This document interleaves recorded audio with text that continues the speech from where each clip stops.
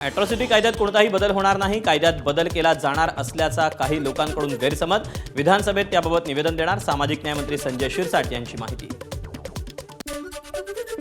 केंद्रीय राज्यमंत्री मुरलीधर मोहोळ यांची चंद्रकांतदादा पाटील यांनी घेतली भेट। लवकर भरेवा, पुन्हा जोमानं कामाला लागा, शुभेच्छा दिल्या। काल मोहोळ यांच्या पायावर शस्त्रक्रिया पार पडली।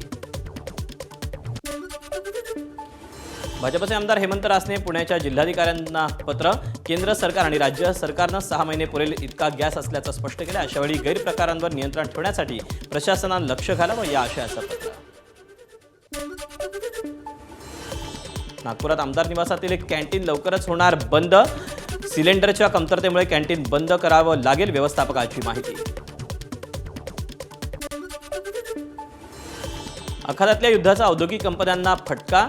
पुढील काही दिवसात 1000 कंपन्या बंद तर 10 लाख कामगारांवर उपासमारीची वेळ येण्याची शक्यता।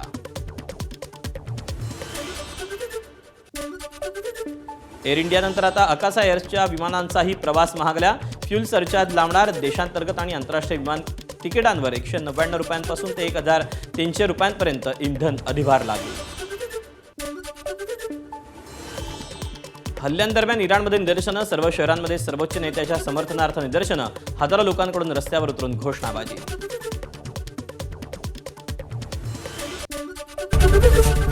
एबीपी माझा, उघडा डोळे बघा नीट।